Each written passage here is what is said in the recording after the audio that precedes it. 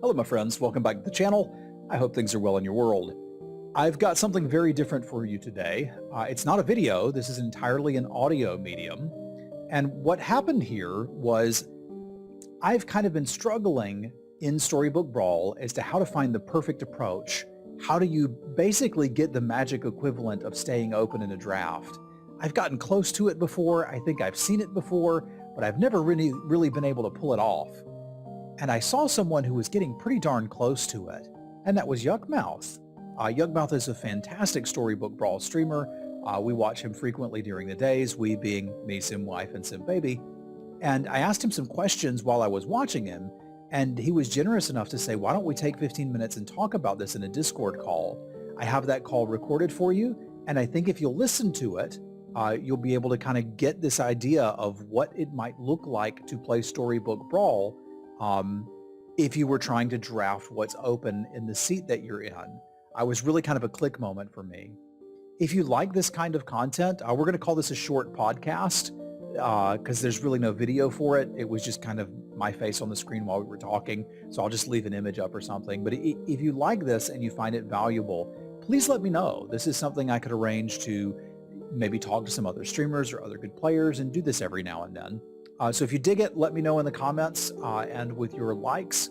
And hope you'll enjoy, and do check out Yukmouth. I'll have a link to his Twitch down below, so you can just click it and go see what he's up to. You will not be disappointed. He's fantastic. All right, enough babble from me. I hope that y'all enjoy. Thank you so much for watching.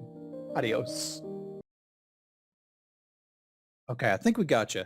So I expect everybody here that's listening to any of my stuff knows who you are, but if you wouldn't mind taking a minute and just telling folks kind of where you come from and what your deal is for an introduction, I think that would be a good place to start.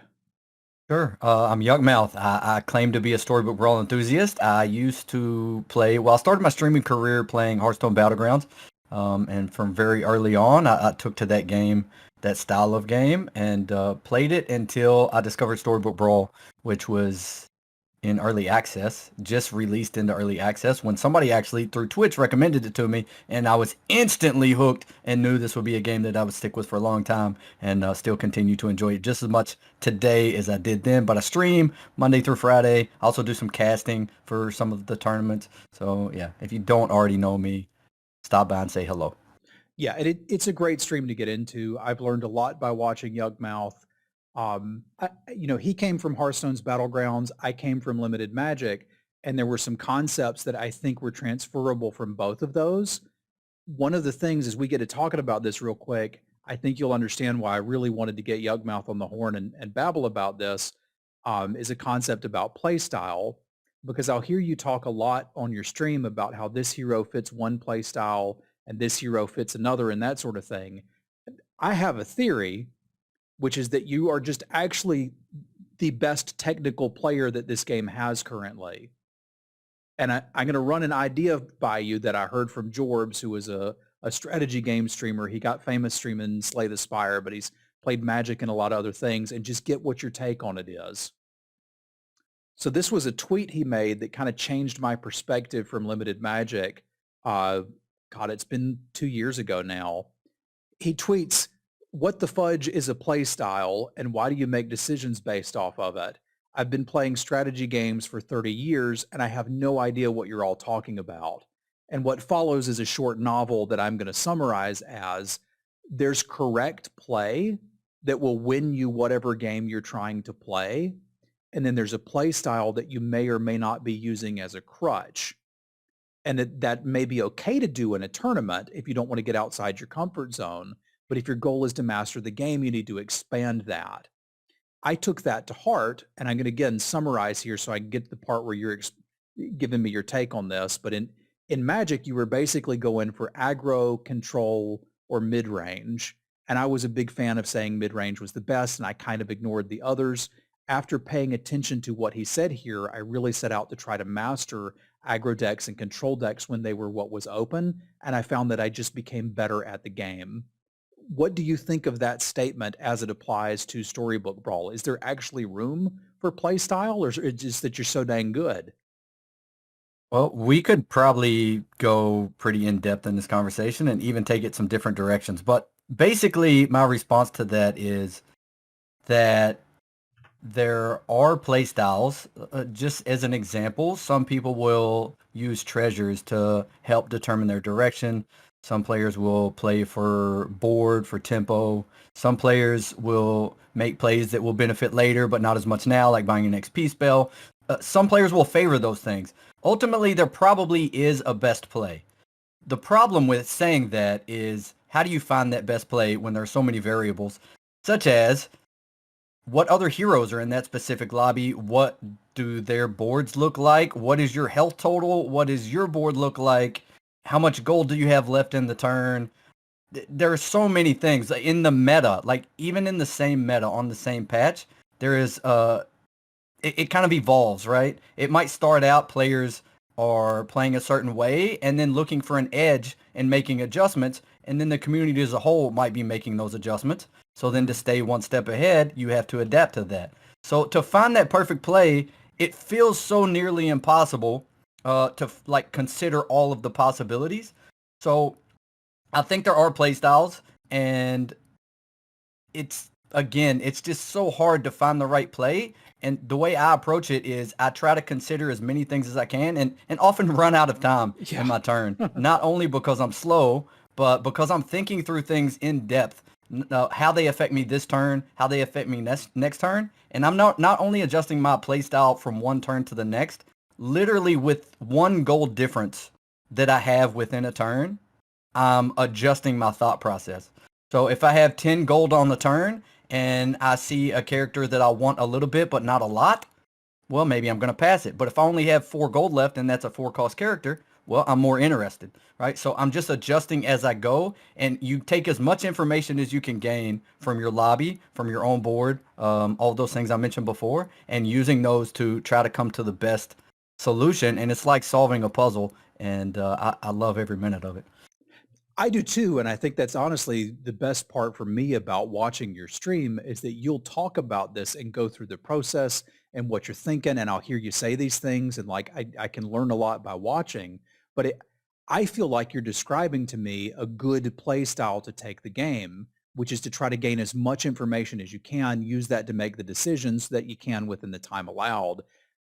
One other thing I got in the habit of doing in Magic, and I don't know if this is hurting me in Storybook Brawl or not because I still kind of do it, is I'll go back and review some of my games.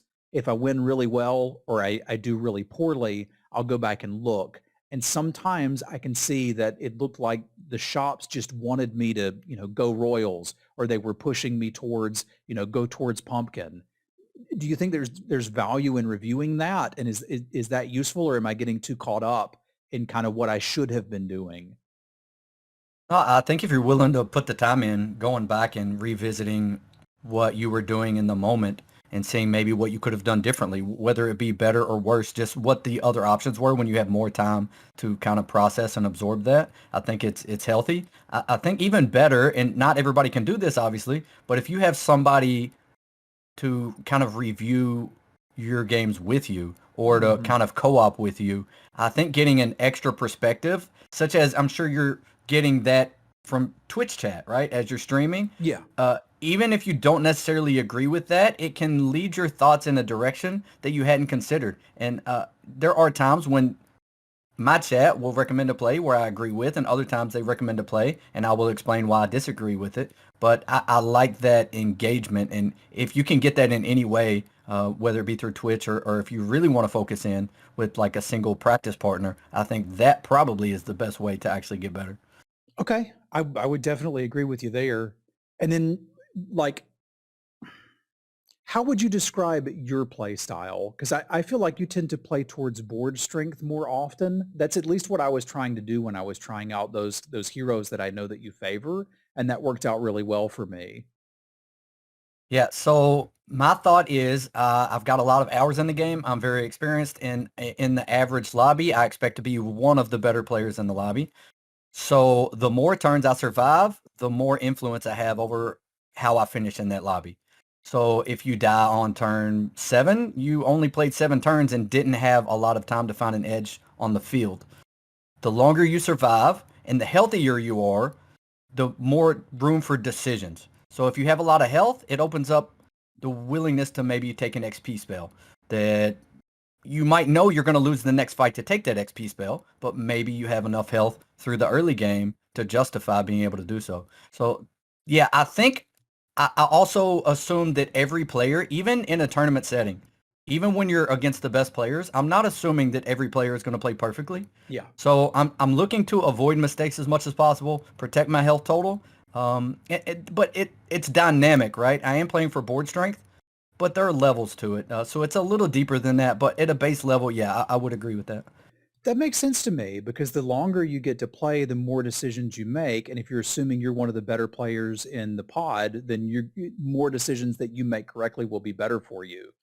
Um, Cocodon, who's another streamer that I watch a good bit in the evenings, said that he thought that ladder play was about, generally speaking, trying to take advantage of the less experienced players in your pod, and that tournament play is more about stats and playing towards board control. Does that sound like a reasonable approach to you? Well, I will say that ladder and tournament are very different. So I've played in some tournaments and had some pretty good success in the tournaments I did play in, and now have been casting. But even the ones that I haven't been able to cast, I've watched. They're definitely different. Now, saying you're looking to take advantage of players on ladder or something like that, what I will say, when I first started playing this game, the player base was even smaller, and admittedly, the lobbies were fairly soft and easy. That's not the case anymore. Yeah. I find that there are no easy lobbies. Now, some are more difficult than others as far as opponent strength, but none of them are easy. Players are getting better and better at this game, thanks to watching Twitch and just the amount of time they've been able to put in now, and the tournaments kind of pushing players towards taking it more seriously. So I wouldn't say I'd be looking to take advantage, but what I will say is on ladder, you get more players that are playing, a hero that they think is fun. There's nothing on the line, so maybe they like playing mages. So not that they'll make bad plays to play mages, but maybe they'll focus on that more than they should. And on ladder, in tournaments where there's something on the line, and every player in the lobby is likely to play a strong board every turn, right? And so player behavior affects other players' behavior. So what happens is in the tournament, you go up against a couple of strong opponents early in the lobby, the first game. Well, the second game, you're like, well, okay, I have to play board strength, all tempo, just as much as I can, put stats on the board, forget about the late game, just hope we get there and figure it out from there. Well, when one player does that, everybody kind of falls into doing that, right? So it absolutely is a lot more tempo oriented in a tournament. But what I say, and I mentioned this to you before, in a tournament, I think a lot of it comes down to understanding where you stand within the tournament. Mm-hmm. And what I mean by, current setup on the tournaments, you have to have 45 points to qualify for day 2. Game 1, just see how it goes. But then as soon as even game 2 or maybe game 3, you can start adjusting your playstyle. Do you need a first place? Did you start game 1 with a first place and maybe you don't have to try as hard to get to the top of the lobby, but that second, third place finish looks nice. So adjusting your play throughout is pretty important, and recognizing sometimes when other players might be adjusting, and look to find any edge that you can, because it is hard. The closer the skill level of the players in the lobby, the harder it is to find an edge. So you got to look for it anywhere you can get it. Yeah, my brain is still trying to find a category because this is like great information, and I'm still trying to put it into how can I implement this or share it with someone else to implement? Would it be fair to categorize your playstyle then as adaptive, where we're thinking about all these things, adapting on the fly, we're paying attention to our opponent's boards and what our health totals are? Does that make sense for me to kind of wrap my head around it? Yeah, absolutely. Adaptive or flexible, whatever you want to call it. I do, when I'm on the fence on a decision and I'm unsure which direction I want to go, I typically take the more conservative path. Mm-hmm. Something that might save me health, maybe raises my chances for a top 4, but isn't as likely to get a first place. So even on ladder, that's kind of more of a personality trait and just the way I like to approach the game. But as far as the strategy, and what I will say is, I don't consider myself the best player. There are still things I can improve on for sure. But my play style, the way I approach the game, I think is what allows me to really do well consistently through any meta. And I'd continue to try to adapt, as you mentioned, and adjust as much as I can to keep up with the changing game as it continues to change, not only through patches, but as players continue to evolve and get better. Yeah, agreed. Damn, man. Thank you so much for coming and chatting with me about this. Is there anything else you wanted to say on the subject? No, unless you had any other questions. I love talking about Storybook Brawl. So yeah, thanks for prompting me with some questions, and I enjoyed it. Thank you very much. Have a good evening, my friend. And of course, a ginormous thank you to my patrons. Thank you, Punk, Joe, Jesse, Jacob, Scott, Fasty, Brandon, Jazzy, Craig, and Geis. I appreciate y'all.